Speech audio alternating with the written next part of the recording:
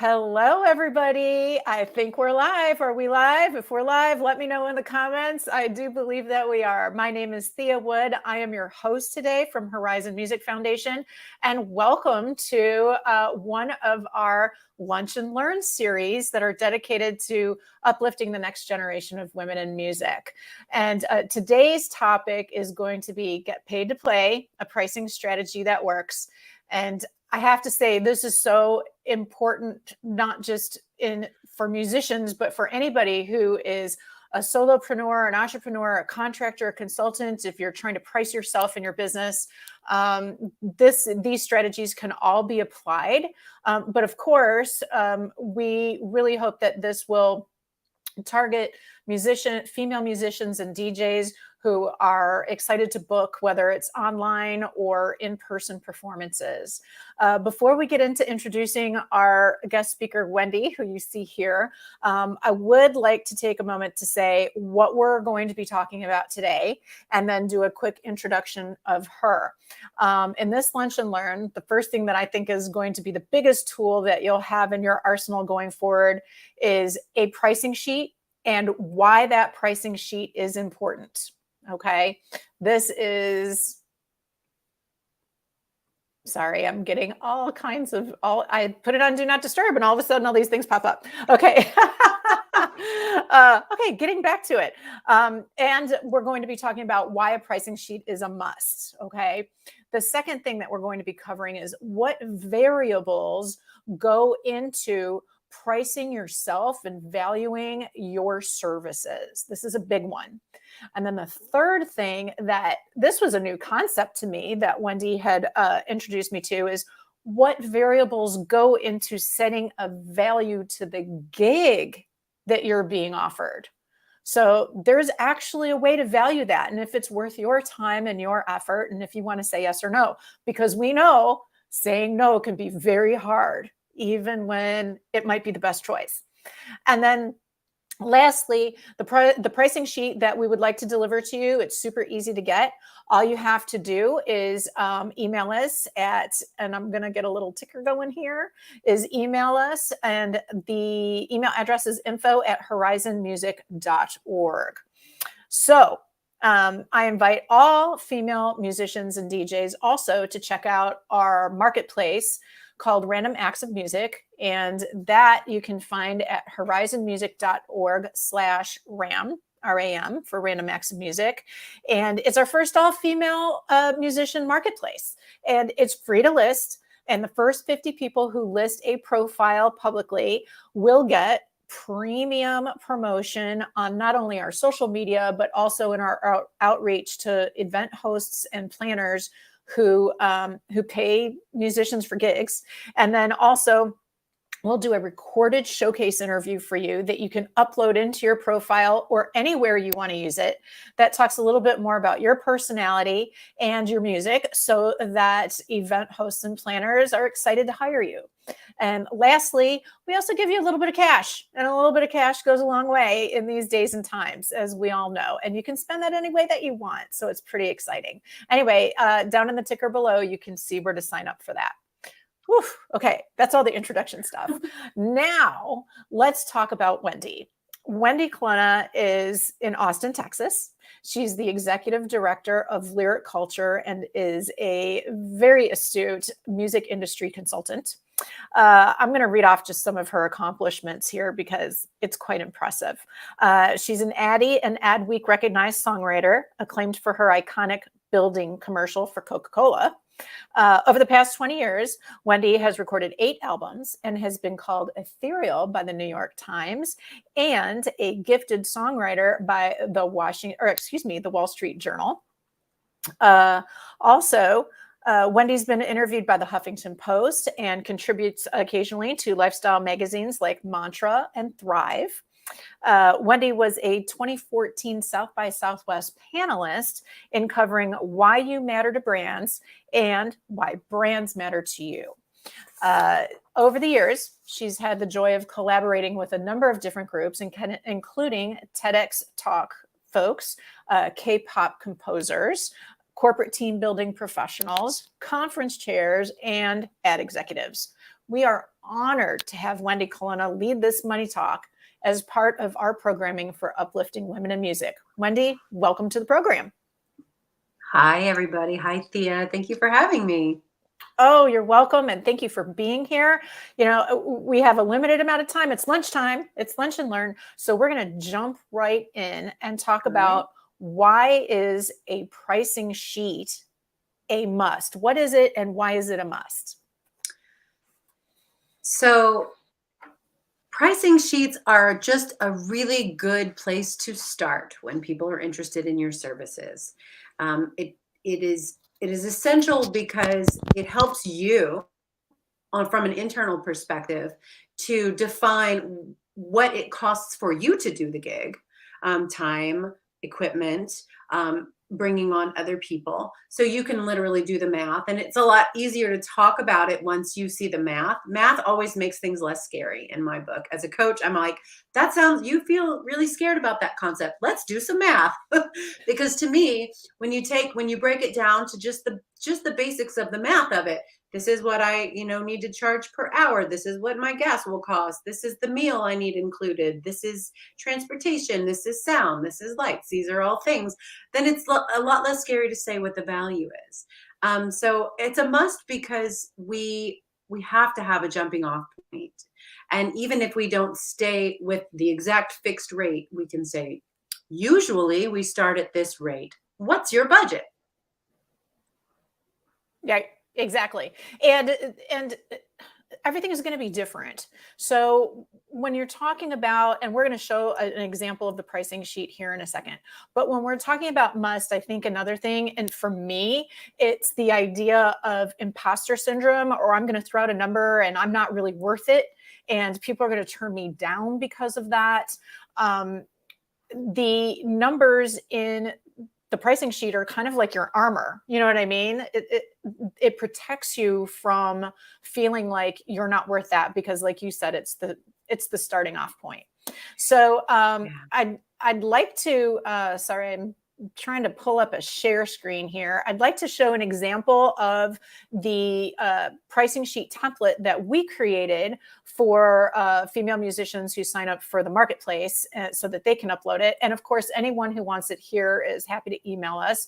But I'm going to share screen right now. And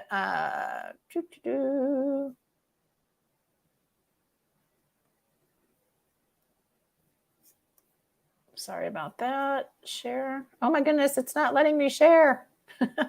No. I don't know what happened, people. Okay, we're going to figure out a different way to do this. Hold tight, everybody.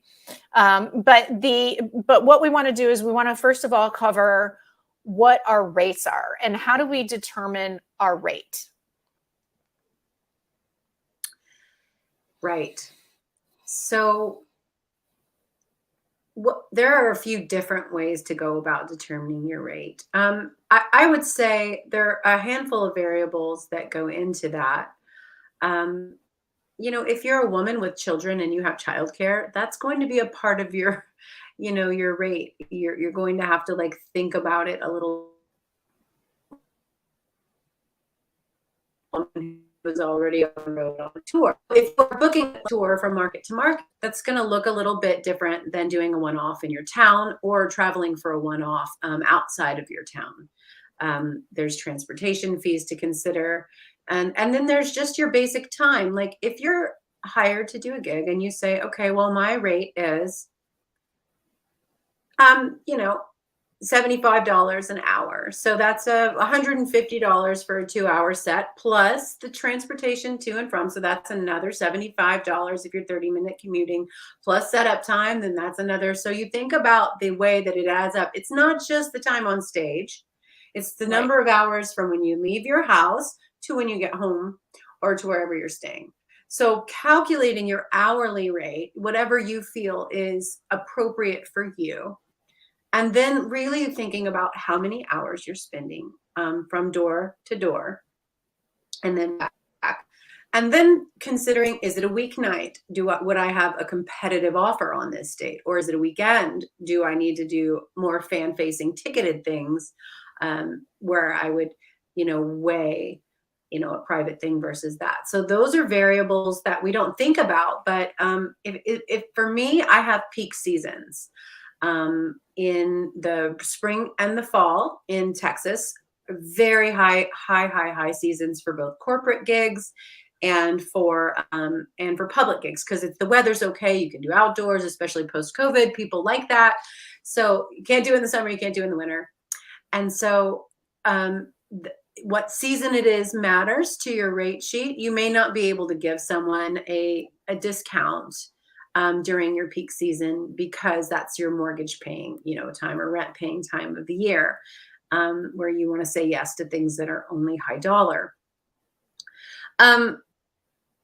Whether or not you're bringing sound equipment, whether or not you're bringing other players and what their hourly rates might be. Those are also variables to consider. There's a lot to consider. And I think once you guys see the rate sheet, it's really nice because it helps you to consider all that math. Another one is if you have to do an overnight and you or flying somewhere, the next day is ruled out as a possibility to work. So you might want to consider adding on like an additional 25 or 50%, because you're not going to be able to jump in the car and drive to the next gig in your town. It just depends on how in demand you are and how frequently you want to play.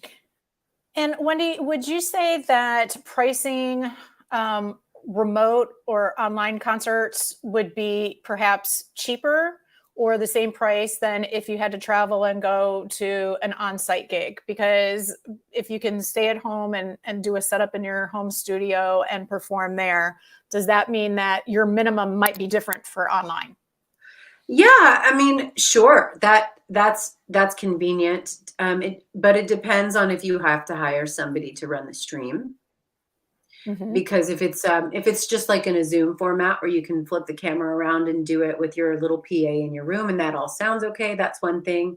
But if it's sort of like a more complicated setup and you need to use a streaming service or some kind of interactive thing where you need personnel, you want to make sure that you can price out that part. So it really depends on those other variables. Like during COVID, it was a great way to get up and do stuff, but it also humanized the streaming experience for lots of people, because you had kids and dogs and real life happening during the gigs. But I mean, that's now, like, I love that, because it's even in journalism, it's the new normal.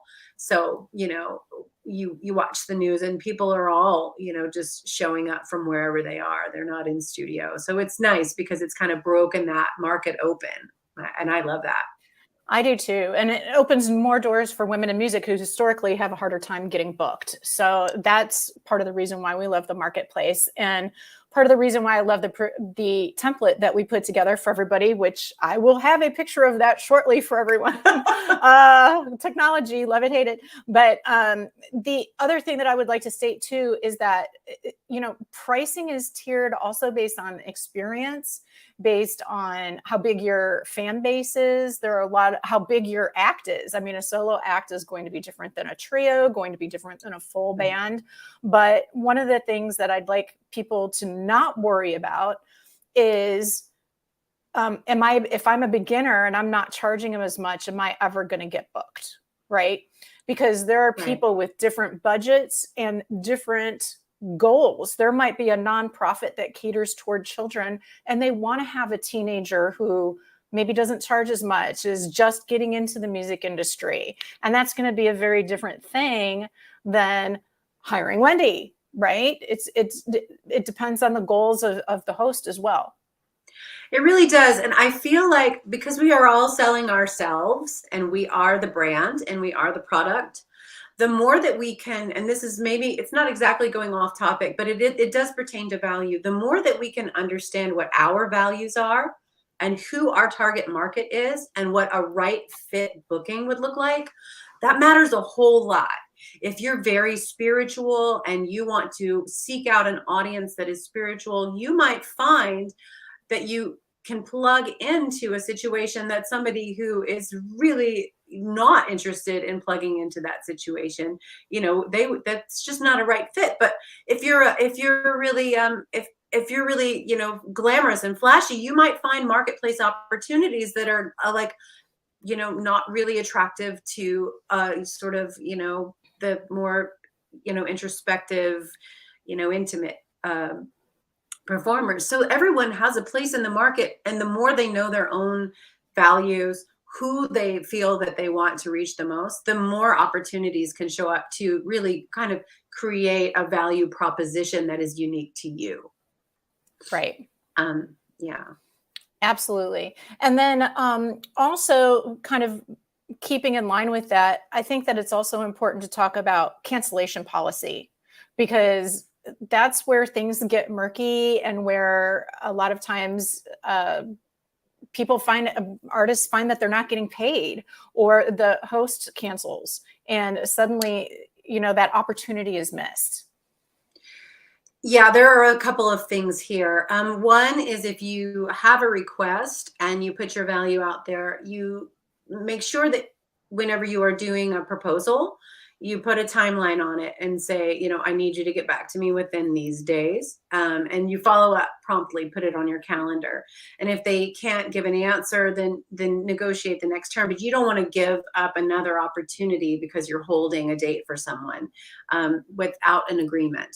Once you get a verbal agreement, put together a paper agreement that has, where it is, we'll talk about agreements in another session, but just getting an agreement that has the cancellation policy and the terms that you've discussed, just making sure there are no assumptions made and no expectations that won't be met.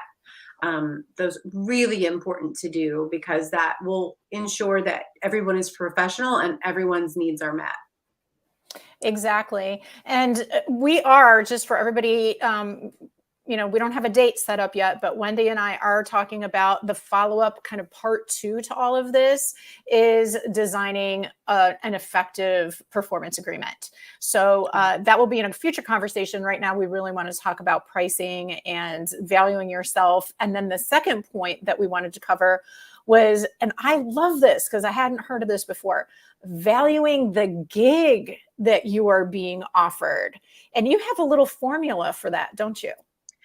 Yes, I worked with an incredible manager, Suzanne Koga, who represents Roberta Flack. I mean, she's been around a long time, and she told me quite early on this wisdom that I have taken with me, and I share it with all my coaching clients, because it's really important, and it's a very simple formula, but it really helps you to determine if this is a right fit gig for you and where your pricing and value is elastic. So she calls it the 3 L's. There are 3 really important variables to consider whenever you are creating your part of the proposal: love, lucrative, leverage. And so she says that you want to have either an really strong one of those that just really says, I am so for this cause. The love part is so big that I will donate my time. So then there's a different value proposition there. Or, wow, this is an opening slot for this opportunity. I can lower my rate because I will be in front of this X number of people who are the right fit audience for me. That's leverage.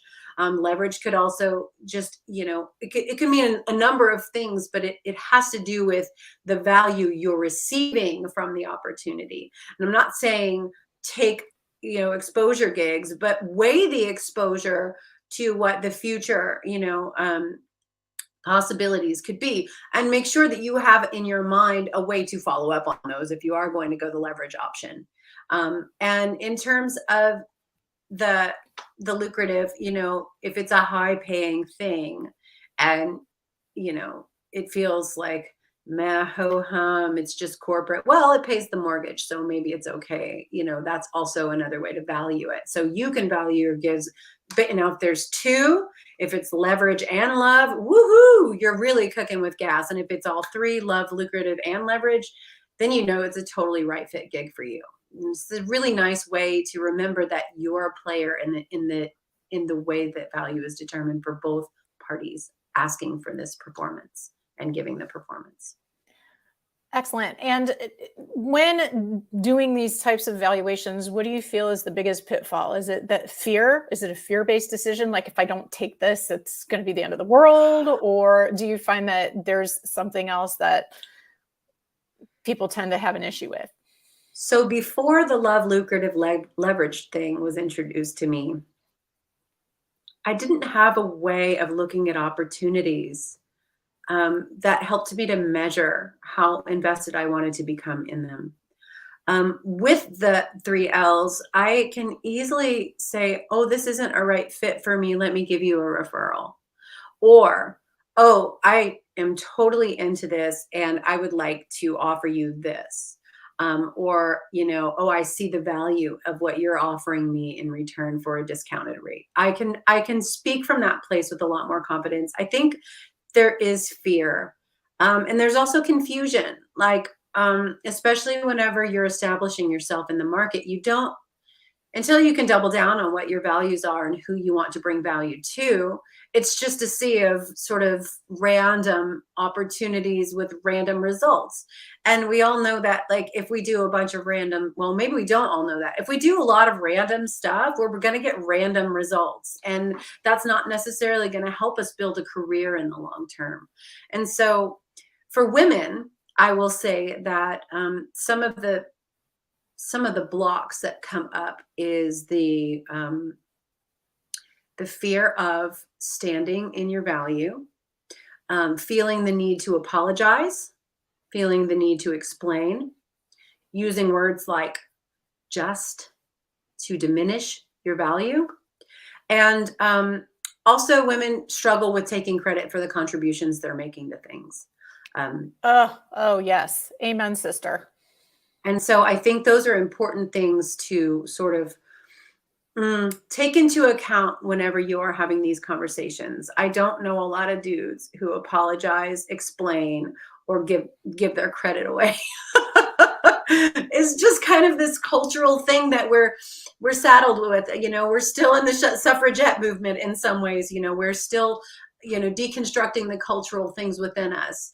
And it's not crazy, nutty bonkers feminist to just speak of, your value and negotiate from a place of value or ask questions that will help you determine that value. Exactly. Now, I have added to the stream successfully what our template looks like that we're using for Random Acts of Music. And we are going to supply this to anybody who reaches out and asks us for a copy, as well as action items and things, and have resources, including information about Wendy, so that you can immediately start using this, and you can upload it to your profile when you sign up to our marketplace.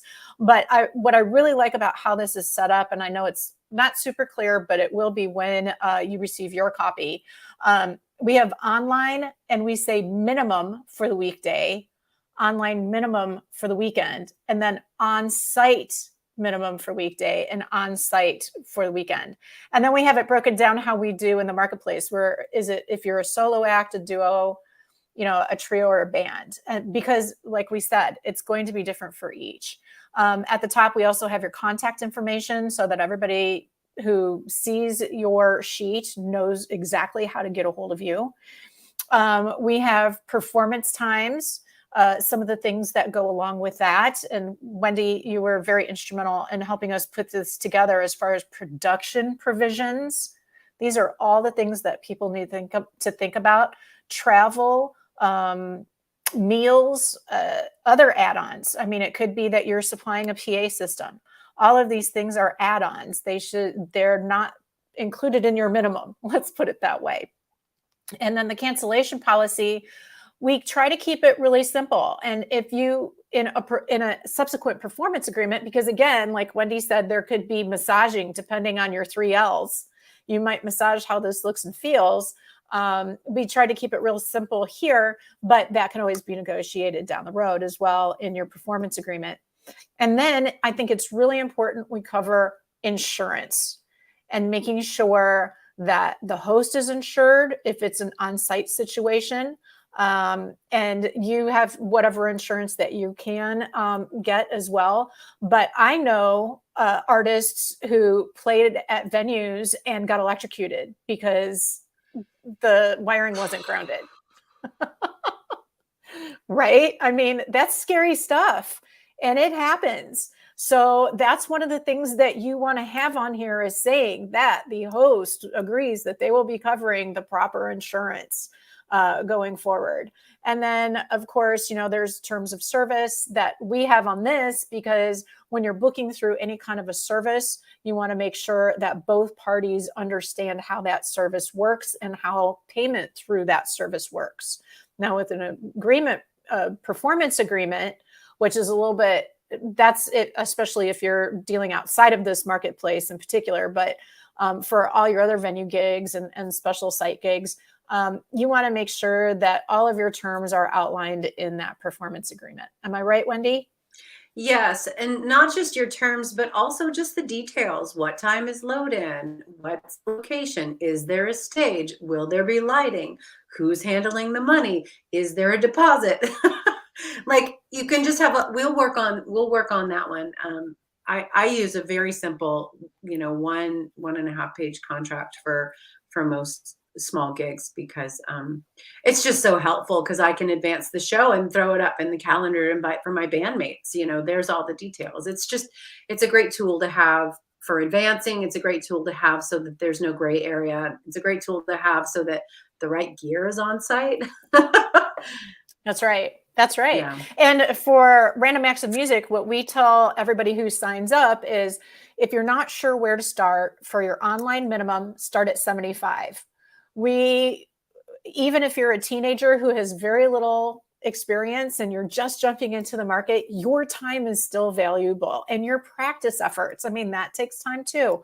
Your equipment, your streaming costs, everything goes into that. So, we strive to have nobody listing less than $75 as their minimum for a gig, whether it's 3 songs or an hour, just because we have to start giving ourselves credit where credit is due. And it's a good jumping point for newbies if they don't know where to start pricing themselves.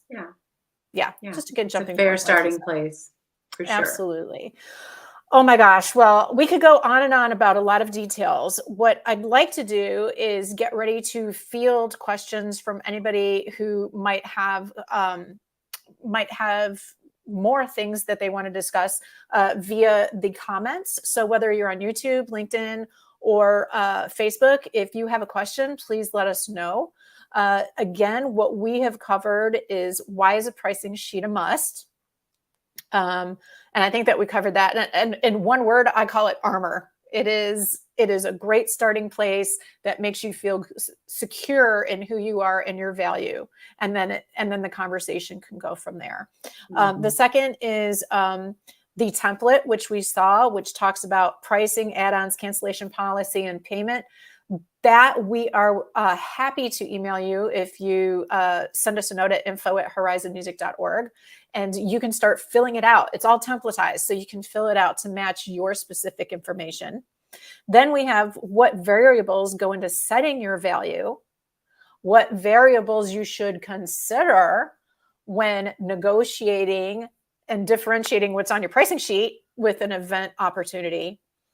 And then, of course, at the end, making sure that you feel comfortable with knowing all of the information that you need to know about that gig for it to be successful, including cancellation policies, equipment that's being supplied, what you need to bring, timing, food, beverage, like you said, who's handling the money. These are all important. So, let's go ahead and take a couple questions. We've got one here that says, what is something you wish you knew when you started your journey as a musician? That's a loaded question. I know, we don't have all day. Oh my gosh. Let's look at it as pertain to money. Oh my gosh. And also, pricing. I mean, I think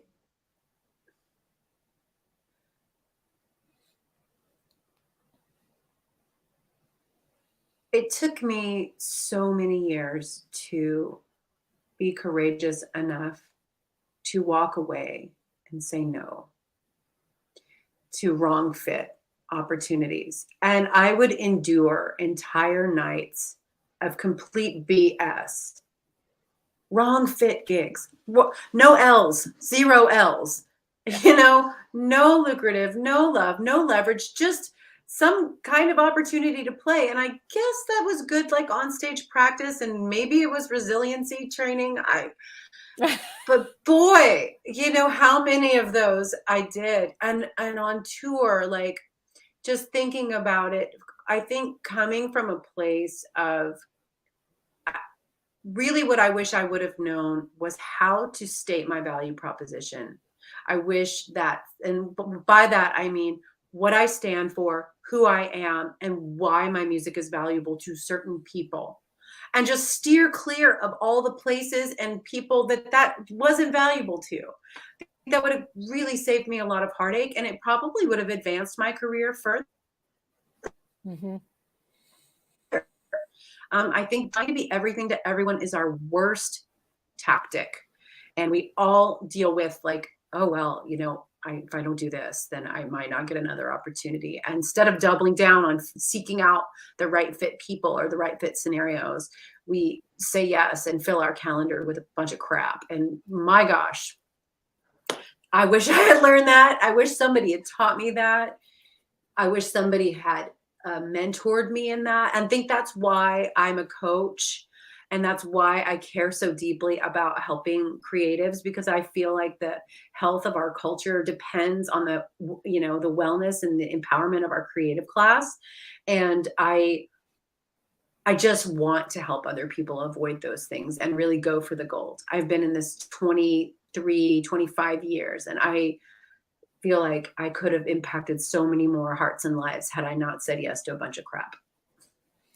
Amen. I agree. Me too. And as a speaker, as all kinds of other things, one of the things though that I think is a really exciting and more feminist approach to marketing yourself and deciding what opportunities to say yes and no to are, it's part of the L, causes that you love. Cause-based work is really flying off the charts with as far as success is concerned. We have musicians who work with us because they love Horizon Music and what we stand for, and that's why we love them. And you want to attract audiences who love what you love and have the same values. I think that's a kind of an easy way to skyrocket where you're going, instead of, like you said in the beginning, not really having a plan or a path. I think that cause-based content and talking about it attracts you have to know what it those isn't. orgs. Am I right? Yeah. Mm-hmm. Yeah, and it doesn't have to be a fully spelled out strategy. I mean, you just have to know what it really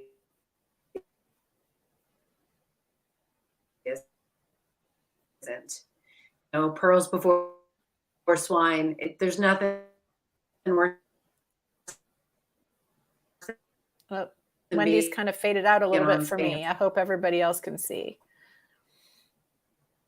Are you still there, Wendy? Can you hear me? Yeah. Sorry, your video kind of faded out. You pixelated and froze for a minute there. Sorry about that.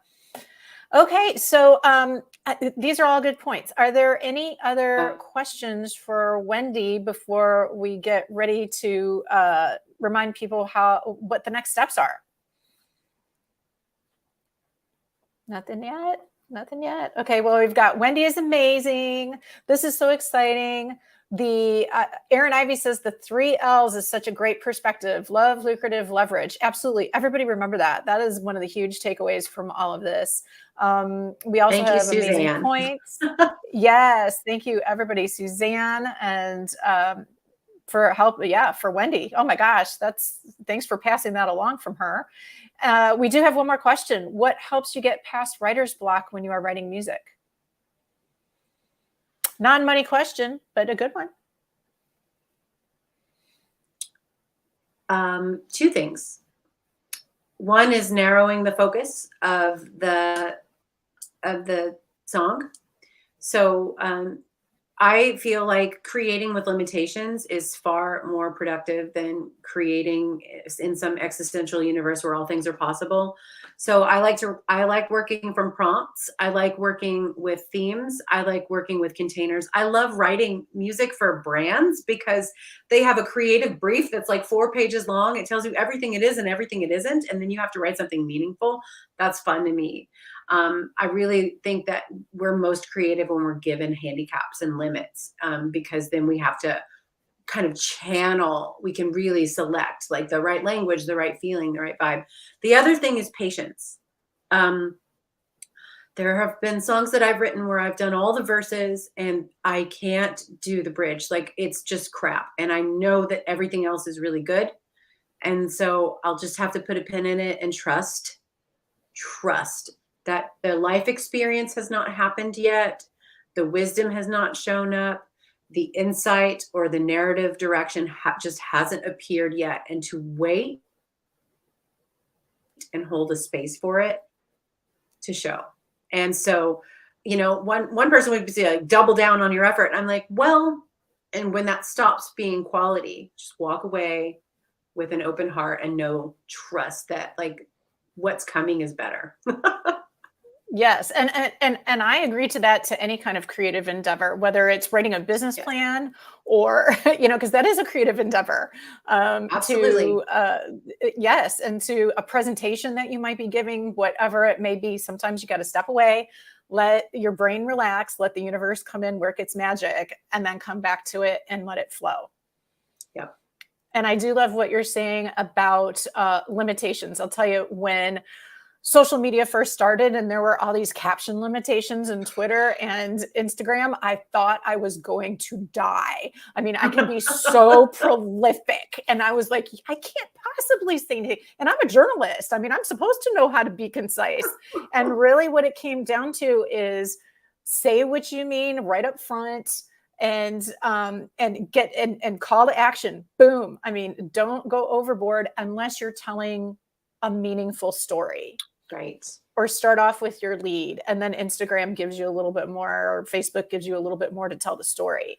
Or give somebody an action link to be able to hear the rest of the story or see the rest of the story. Yeah. But yeah, and I think it's the same thing with money. It's like, be upfront, get to the point, make sure it's clear and that people know what their next step is, right? So if you send this pricing sheet, and I'll pop it up one more time, but of course I got to figure out again how to do that. If you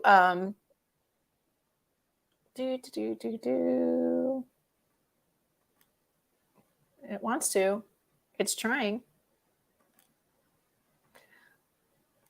There we go. The important part is handing that up front and then saying, these are next steps. Tell them what to do with it, or things that you can talk about based on that particular event situation. Yeah, and I want to say sometimes people say these. It's just a good place to start. You don't have to say these are my fixed rates forever. You can say we offer a 10% discount for nonprofits that we believe in, or what's your budget? This is traditionally what we get paid. The point is the psychology of value, letting people know that even if you're giving them a discount, that this is your standard. Right. That's really important. That's really important because you can give them the discount based on the 3 L's that you feel is good, but you have to start somewhere. Exactly. And so this is a great starting point. And this is why we would love everybody. Again, I'm going to, let's see here, get my little banner going. See, this is kind of like a homegrown production, people. You get to see magic kind of not work magically, but this is what it is. So get your pricing sheet template, go to info@horizonmusic.org, ask us for that, and we'll also have a summary of action items and things to think about in filling out this sheet. It is templatized, so all you have to do is go to the empty fields and fill it all out. If you do not have a duo or a band or a trio, you can just leave those as NA or blank. Or tell people, if you leave it blank, that if they would like you to participate in a bigger band, that you're willing to pull one together. which is always an option and might get you out of your comfort zone. But for now, I would like to say, first of all, Wendy, Colonna, thank you so much for imparting all of your wisdom. My pleasure. I love it. I love it too. I wish I had somebody tell me this a long time ago. So you know I hope what? it gets to you guys before the regret. Exactly. And that's why you're here, is to help the next gen, right? It doesn't matter how old they are. It's people who are indie, who are moving up, and we're never too old to learn. Let's see here. What is the last thing I wanted to do? Oh, well, obviously, thank you. And let people know that you will be coming back to talk about the performance agreement. Number one. Number two, we're also inviting all female identifying musicians and DJs to please go to the horizonmusic.org/RAM page and learn more about our marketplace. Artists always list for free, number one. Number two, we do the market outreach to hosts and event planners for you. This is simply to get you out there.